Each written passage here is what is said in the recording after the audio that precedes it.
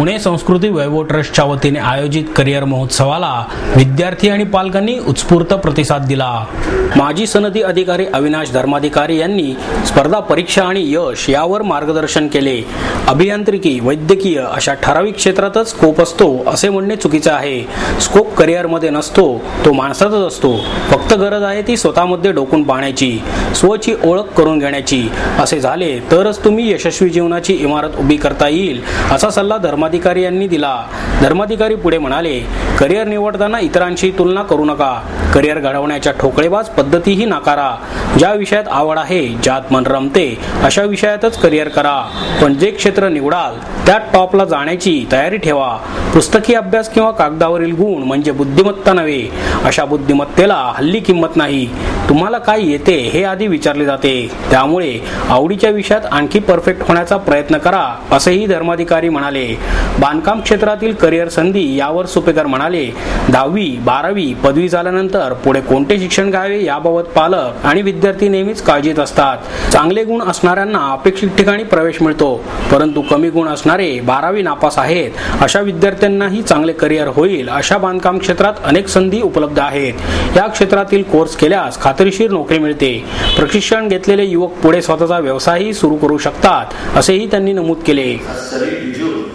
तो Indian revenue service officer आहे। त्याच्या नागपूरच्या ट्रेनिंगचा जेव्हा पूर्ण झाला, थोडेच दिवस पुण्यात आहे तर तो आणि मग अन्य असं जो करा आणि मग संधी पण तयारी सुरू करावी। शुभस्य शीघ्र and it is never too late हे प्रिन्सिपल सुचवतो। शुभस्य शीघ्र म्हणजे ऑप्टिमम आयडियल वेळ कोणती? 10वी नंतर। आणि and it is never too late म्हणजे काय? तर आयोगाने आखून दिलेली वयोमर्यादा आहे ती खुला समरगतीस आपले सर्वांचे ओबीसी बांधव समाजाशी बोलताना काय सांगतो की आपले लक्षात ठेव की ते सर्व आपले बांधव आहेत। त्यात अजिबात जात पात धर्म पंथ भेद आणि भांडणे येता कामा नये। आपल्या देशाचं वैशिष्ट्य लक्षात घेता त्या करण्यात आलेल्या काही सामाजिक व्यवस्था आहेत त्यातनं माणसामध्ये भीती आणि द्वेष निर्माण होता कामा नये। पण सामाजिक वस्तुस्थिती लक्षात घेऊन जी केलेली व्यवस्था म्हणजे ज्याचं नाव आहे सामाजिक वर्गवारी खुला संवर्ग, त्यांना वयोमर्यादा 30, ओबीसी 33 आणि SC ST 35।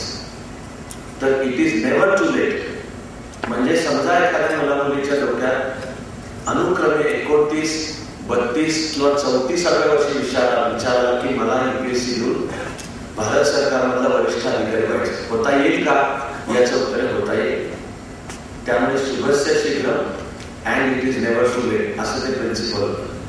मग त्याचा अर्थ आहे की 10वी नंतरचाच एकूण करिअरचा विषय मग हाती घेतला पाहिजे। तो आता माझ्या परीने तो घेतला। चाणक्य मंडळच्या स्थापनेला सुद्धा आता 17 वर्ष पूर्ण होत आहे, 16 पूर्ण 17 चालू होत आहे। 10वी नंतरचं करिअर, 12वी नंतरचं, पदवीच्या पातळीला मग मला जाणवत आलेलं आहे की स्पर्धा परीक्षेची तयारी किंवा 10वी किंवा 12वी नंतरचं करिअर निवडायचं आहे।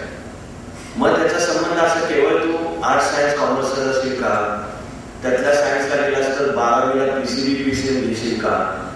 ते घेतल्यानुसार मग मेडिकल इंजिनिअरिंगला जाशील का? ते मेडिकल इंजिनिअरिंग मिळालं नाही म्हणून मान खाली करून मग BSc काहीतरी बायोलॉजी, फिजिक्स, केमिस्ट्री, मॅथ्स किंवा आता खूप ब्रँचेस आलेले BSc असं करशील का? केवळ याच्याशी नाही येतो संबंध। तो संबंध येतो माणूस म्हणून आपला विकास म्हणजे व्यक्तिमत्व विकसन। त्यामुळे मी क्षेत्र कोणतं निवडून?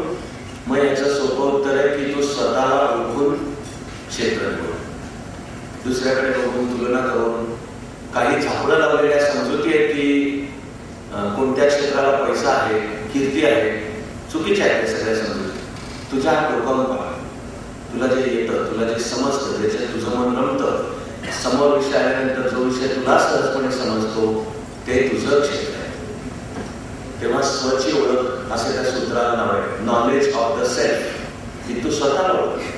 करिअरमध्ये उच्च नीचता नाही, माणसात जशी नाही तशी कोणत्याही करिअरमध्ये उच्च नीचता नाही।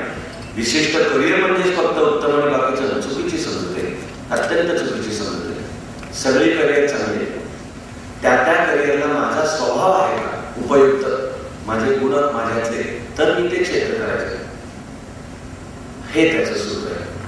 पहिल्या चारांसहित देशसेवा करण्याची संधी आणि करिअर किंवा व्यक्तिमत्व विकसन म्हणजे केवळ खोऱ्यानेच पैसे उरले आणि माझं पेपरलाच नाव आलं आणि मला बक्षीसच किती मिळाली, माझे पोत होल आहे आळवावरचं पाणी, तुझ्या जगण्यातून तू या भारत मातेचं चित्र बदलायला कॉन्ट्रीब्युशन काय दिलीस हा खरा निकष आहे. तेव्हा देशसेवा, समाजसेवा, परिवर्तनाची चळवळ, शेवटी सरकारी अधिकारी तरी खरं म्हणजे काम तरी काय करतो, खरं म्हणजे क्षेत्र सापडून त्या सापडलेल्या क्षेत्रामध्ये तुम्ही उत्तम आणि प्रतिभावंत होत, त्यात ज्यांना स्पर्धा परीक्षेत करिअर करायचंय त्यांनी पहिले 4 शब्द नाही म्हटले तरी मिळणार आहे, नको म्हटले तरी पण त्यांच्या चित्ताचा फोकस देशसेवेवर असो अशी मनापासून शुभेच्छा देतो आणि थांबतो.